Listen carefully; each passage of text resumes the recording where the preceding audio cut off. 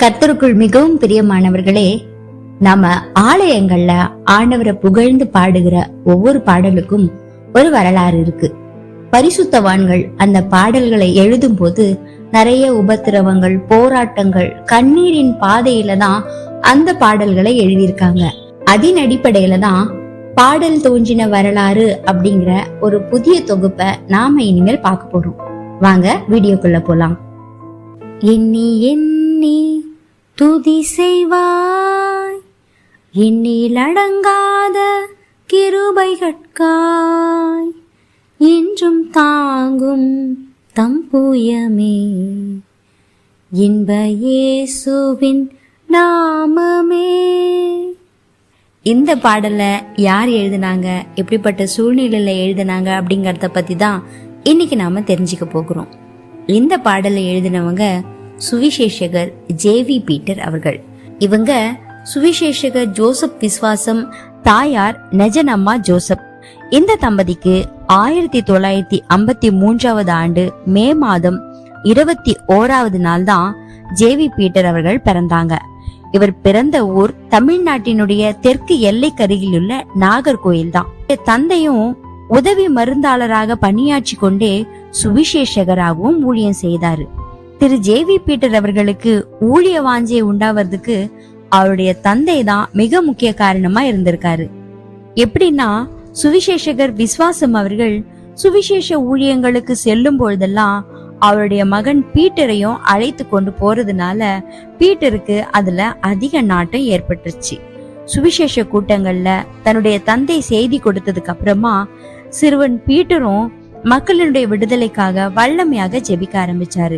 விளையும் பயிர் முளையிலேயே தெரியும் அப்படிங்கறது போல சிறுவனாகிய ஜேவி பீட்டர் சின்ன வயதிலிருந்தே கர்த்தருடைய ஊழியத்தை ரொம்ப வல்லமையா செய்ய ஆரம்பிச்சாரு. கர்த்தர் பீட்டருக்கு கொடுத்த தாளந்துகளை அவருக்காகவே பயன்படுத்தினாரு. இசையின் மேலுள்ள ஆர்வத்தால இசைக்கருவிகள் வாசிக்கவும் கற்றுக்கொண்டாரு. சிறந்த இசைக்கலைஞராகவும் மாறி போனாரு. இவருடைய இந்த இசை திறமையால இவருக்கு அநேக நண்பர்கள் ஏற்பட்டாங்க. மிக குறுகிய காலத்திலேயே இவருடைய புகழும் பிரஸ்தாபமாக மாறுச்சு. இந்த ஜேவி பீட்டர் தகாத நண்பர்களோடையும் பழக ஆரம்பிச்சாரு. அதனுடைய விளைவு தீய கெட்ட பழக்க வழக்கங்களுக்கும் அடிமையானாரு. சினிமா துறையில ஒரு சிறந்த இசை அமைப்பாளரா வலம் வரணும், புகழ் பெறணும் அப்படிங்கிற எண்ணமே அவரை போதை மருந்துக்கும் அடிமையாக்கிருச்சு. எந்த பெற்றோர் இந்த மகனை பார்த்து சந்தோஷப்பட்டார்களோ இப்போ அந்த பெற்றோர்களே அவனை வெறுக்கவும் ஆரம்பிச்சாங்க. பெற்றோருக்கும் உறவினர்களுக்கும் ஜேவி பீட்டர் ஒரு பாரமாகவே இருந்தாரு. ஒரு முறை பீட்டருக்கு 15 வயது இருக்கும்போது சினிமா பார்த்துட்டு வீட்டுக்கு திரும்பி வந்துட்டு இருந்தாராம். இடது கால்ல திடீர்னு தாங்க முடியாத ஒரு வலி ஏற்படவே நடக்கவே முடியாம ரொம்ப கஷ்டப்பட்டு வீட்டுக்கு வந்தாங்க.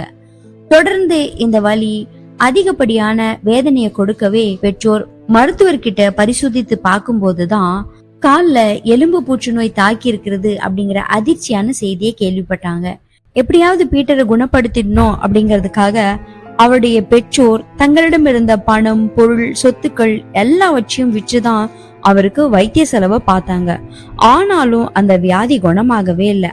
இதற்கிடையில தான் பீட்டருடைய தகப்பனாரும் அவருடைய மூத்த சகோதரியும் மரித்து போனாங்க. அப்போதான் அவர் முதல் முறையா தனிமையை உணர ஆரம்பிக்கிறாரு. எல்லாராலும் கைவிடப்பட்ட ஒரு சூழ்நிலை. நண்பர்கள், உறவினர்கள் எல்லாரும் உதாசீனம் செய்யவே உதவியற்ற இந்த நிலையில தான் ஏன் உயிர் வாழணும், தற்கொலை மட்டும்தான் சரியான தீர்வா இருக்கும் அப்படின்னு தண்டவாளத்தை நோக்கி விரைந்து ஓடினாரு பீட்டர். அந்த நேரத்துல ஆண்டவர் தாமே லட்சுமணன் அப்படிங்கிற சார்லி பீட்டரை அவரிடத்துக்கு அனுப்புனாரு. எப்படியோ பீட்டரை காப்பாத்தி அருகில் இருந்த ஆலயத்துல உபவாச ஜபம் நடக்கிறத கேள்விப்பட்டிருந்த லட்சுமணன் அப்படிங்கிற சார்லி பீட்டர் ஜேவி பீட்டரை அந்த ஆலயத்துக்கு கூட்டிட்டு போனாங்க. ஜேவி பீட்டர் தன்னுடைய பாவங்களை அறிக்கையிட்டு மனம் கசந்து அழுதது மட்டும் இல்லாம மனம் திரும்பி புதிய வாழ்க்கைய வாழ்றதுக்கும் தன்னை ஒப்பு கொடுத்தாரு. அவர் ஒப்பு கொடுத்த அதே நேரத்துல அவருடைய வாழ்க்கையில ஒரு புதிய பலன் அவருக்குள்ள உண்டாருச்சு.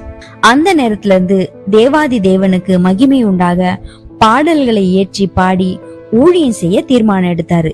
அதனால வேதத்தினுடைய மகத்துவங்களை நல்லா அறிந்து கொள்ளணும் அப்படிங்கறதுக்காக மதுரையில் உள்ள ஏஜி வேதாகம கல்லூரியில மாணவராகவும் சேர்ந்தாரு. அங்குள்ள வேதாகம குழுவில பங்கேற்று வேதாகம விரிவுரையாளர்கள் உடன் பயிலும் மாணவர்கள் கிட்டயும் நல்ல பெயரை எடுத்தாரு. 1 வருட படிப்பும் முடிந்தது. அப்போ அங்க விரிவுரையாளரா இருந்தவரு பீட்டரை அழைச்சி, உன் உடல்ல வியாதிய வச்சுக்கிட்டே ஊழியம் செய்வது ரொம்ப கஷ்டம், அதனால இந்த கல்லூரியிலிருந்து உன் படிப்பை தொடர முடியாதுப்பா, நீ உன் வீட்டுக்கு போய் வயதான தாயார பாத்துக்கோ அப்படின்னு சொன்னது பீட்டருக்கு பெரும் மனவேதனைய கொடுத்துச்சு. தன் கூட படிக்கிற மாணவர்கிட்ட ஒரு குறிப்பிட்ட நாள்ல தான் ஊருக்கு செல்றதுக்காக ரயில் பிரயாண சீட்டையும் முன்பதிவு செய்யறதுக்கு அனுப்பியிருந்தாரு. அன்னைக்கு சாயங்காலமே சகோதரர் ஜேவி பீட்டர் முழங்கார் படிட்டு மிகுந்த பாரமான இருதயத்தோட ஆண்டவரை நோக்கி மன்றாடினாரு.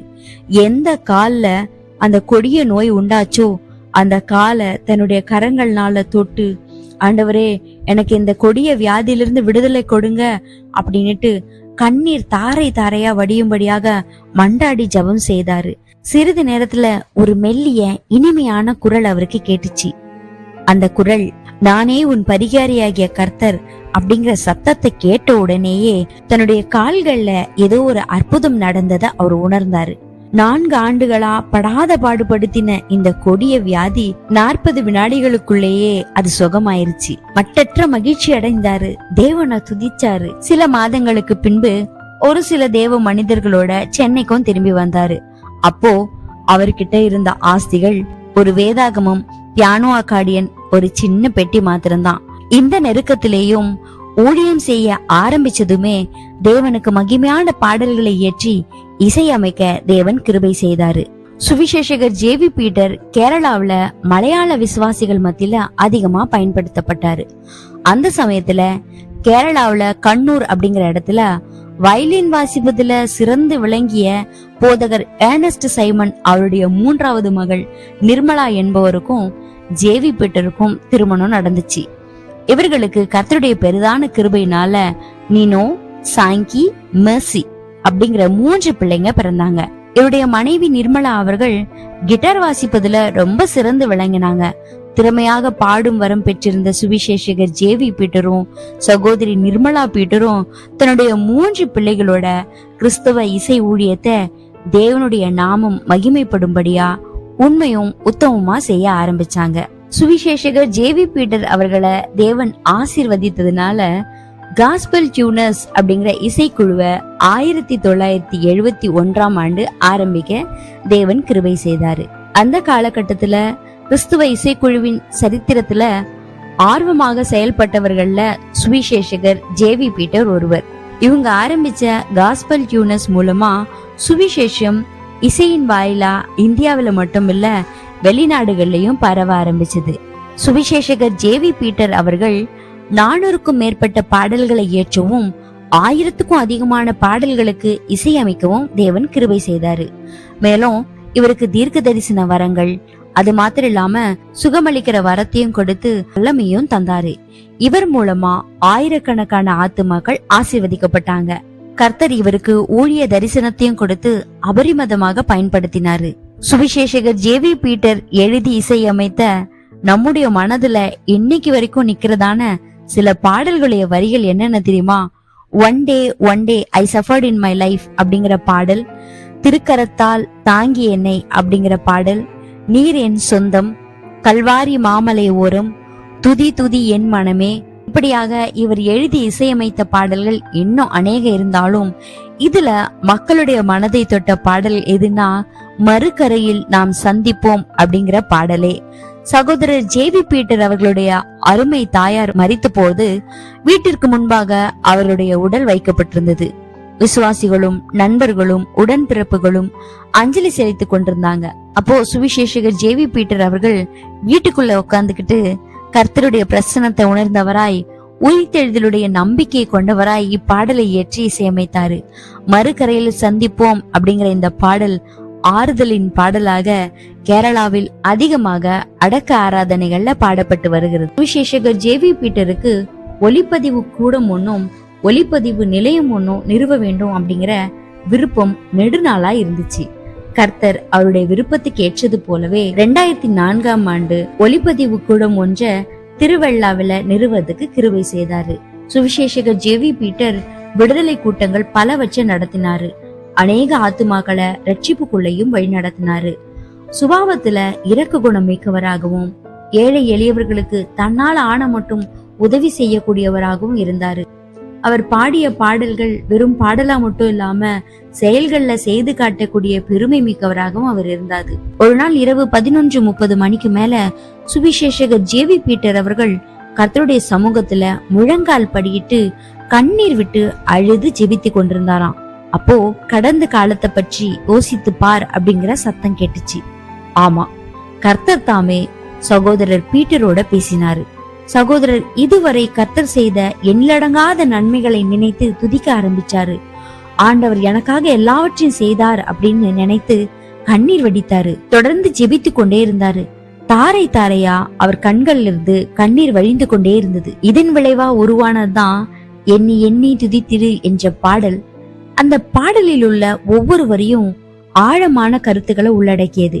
இந்த பாடலை பாடும் ஒவ்வொருவரும் ஆண்டவர் அவரவர்களுடைய வாழ்க்கையில செய்த நன்மைகளை எண்ணி நன்றி சொல்லாம இருக்கவே முடியாது. சில மாதங்களுக்கு பிறகு சுவிசேஷகர் ஜேவி பீட்டர் அவர்களும் அவருடைய துணைவியார் திருமதி நிர்மலா பீட்டர் அவர்களும் தெய்வீக இன்னிசை நிகழ்ச்சிக்காக அமெரிக்க ஐக்கிய நாட்டில் உள்ள நியூயார்க் நகருக்கு போனாங்க. கணவனும் மனைவியுமா ஒன்றிணைந்து உருக்கத்தோடு இந்த பாடல 2வது சரணத்தில் வரும் உனக்கெதிராகவே ஆயுதம் வாய்க்காதே அப்படிங்கிற அந்த வரிகளை பாடும்போது அந்த கூட்டத்துல அமர்ந்திருந்த ஒருவர் சத்தமா அழ ஆரம்பிச்சாரு. கூட்டத்துக்கு வந்திருந்த அனைவருமே இதை கவனிச்சாங்க. பாடலை எழுதி இசையமைத்து இந்த கூட்டத்துல பாடிய சகோதரர் ஜேவி பீட்டரும் இதை கவனிச்சாங்க. மறுநாள் காலையில அந்த கூட்டத்துல அழுதவருடைய இளைய சகோதரனை ஜேவி பீட்டர் சந்திக்க நேர்ந்தது. பீட்டர் பாடும்போது அவருடைய சகோதரன் அழுத காரணத்தை அறிந்து கொள்றதுக்காக எதுக்காக அந்த சகோதரர் அப்படி அழுதாரு அப்படின்னு கேட்கவே, அதுக்கு அந்த கூட்டத்துல அழுதவருடைய சகோதரர், நாங்க மர சாமான்கள் விற்பனை செய்கிற கடை வச்சிருக்கிறோம். சில மாதத்துக்கு முன்பதாக ஒரு நீக்ரோ மனிதன் எங்க கடைக்கு வந்தாங்க. நாங்க அவர் பொருட்களை வாங்க வந்தாரு அப்படின்னு தான் நினைச்சோம். திடீர்னு அவரு எங்க மேனேஜர் அறைக்கு சென்று அவருடைய கையில வைத்திருந்த சுழல் துப்பாக்கிய என் மூத்த சகோதரன் தலைக்கு நேரா நீட்டி பணத்தை எடுத்து தரும்படி சொன்னான். அந்த சமயம் நான் அதே அறைக்குள்ள போனேன். அத பார்த்து ரொம்ப பயந்துட்டேன். என்னால ஒண்ணுமே செய்ய முடியல. பயத்துல உறைஞ்சு போயிட்டேன். ஸ்தோத்திரம் ஸ்தோத்திரம் அப்படின்னு சத்தமிட்டேன். உடனே அந்த மனிதன் தன் கையில் உள்ள துப்பாக்கியால என் மூத்த சகோதரனை நோக்கி சுட்டான். என்ன ஆச்சரியம், குண்டு குழாயின் வழியே வெளியேறாம துப்பாக்கியின் பக்கமாகவே வெடித்து சிதறிச்சு. கர்த்தருடைய பெரிதான கிருபையினால என் சகோதரர் உயிர் பிழைத்தாரு. ஆண்டுடைய கிருபை மகா பெரியது அப்படின்னு சொல்லி முடிச்சாரு. கேட்ட பீட்டரும் ஆச்சரியப்பட்டவரா, கர்த்தருக்கு ஸ்தோத்திரம், ஆனா இந்த நிகழ்ச்சிக்கும் அவர் அழுததுக்கும் என்ன சம்பந்தம் அப்படின்னு மறுபடியும் கேட்கவே, நீங்க பாடிய பாடல்ல ஏசாயா 54:17 வசனத்தின் அடிப்படையில எழுதப்பட்டிருக்கிற உனக்கு விரோதமாய் உருவாக்கப்படும் எந்த ஆயுதமும் வாய்க்காதே போம் என்ற வரிகள் உள்ள பாடலை நாங்க கேட்ட போது கர்த்தர் எப்படி அவருடைய உயிரை காப்பாற்றினாரு அப்படிங்கறத நினைச்சு அவர் அழுது இருக்கிறாரு அப்படின்னு சொன்னாராம். அப்ப சுவிசேஷகர் ஜேவி பீட்டர் அந்த சம்பவம் எப்ப நடந்தது அப்படின்னு யதார்த்தமா கேட்க, அதுக்கு அந்த சகோதரன் சம்பவம் நடந்த நேரம் நாள் எல்லாத்தையும் குறிப்பிட்டு சொன்னாரு. அதை கேட்டதும் ஆச்சரியம் அடைந்த ஜேவி பீட்டருக்கு ஞாபகத்துல வந்தது என்ன தெரியுமா? அவர் ஒரு நாள் இரவு 11 மணிக்கு கேரளாவில் உள்ள திருவள்ளாவில இந்த பாடலுடைய 2ஆம் சரணமாகிய உனக்கு எதிராகவே ஆயுதம் வாய்க்காதே அப்படிங்கிற வரிகள் அடங்கிய எண்ணி எண்ணி துதித்திடு அப்படிங்கிற தீர்க்க தரிசன பாடலை இயற்றி கொண்டிருந்தது அவருடைய நினைவுக்கு வந்தது. கர்த்தர் சமீபத்திற்கு மாத்திரமா தேவன், தூரத்திற்கும் தேவன் தானே. இத்தனை தாளந்துகளை பெற்றிருந்த சகோதரர் ஜேவி பீட்டர் அவர்கள் 2012ஆம் ஆண்டு ஆகஸ்ட் 19ஆம் நாளன்று ஆலய ஆராதனைக்கு போனாங்க. ஆராதனை முடிந்ததும் ஒவ்வொரு விசுவாசியும் வாழ்த்திட்டு சென்று வருகிறேன் அப்படின்னு சொல்லிட்டு தன்னுடைய வீட்டுக்கு வந்தாரு. அன்று மாலையில அவர் வீட்டில் நடந்த குடும்ப ஜெப கூட்டத்துல இயேசுவே உம் பாதம் நம்பி வந்தேன் அப்படிங்கிற பாடலை மன உருக்கத்தோட பாடி படுக்கைக்கு சென்றாரு. இரவு 11:10 மணி அளவுல சகோதரர் ஜேவி பீட்டர் அவர்கள் மறுமைக்குள்ள பிரவேசிச்சு அங்கே கொடான கொடி தேவ தூதர்கள் மத்தியில பாடும்படியாக கடந்து சென்றாங்க. இன்னைக்கு சுவிசேஷகர் ஜேவி பீட்டர் நம் மத்தியில இல்லைனாலும் அவருடைய பாடல்கள் இன்னைக்கும் ஒவ்வொரு கிறிஸ்தவ இல்லங்களிலேயும் ஒலித்து கொண்டிருப்பது உண்மையிலும் உண்மை.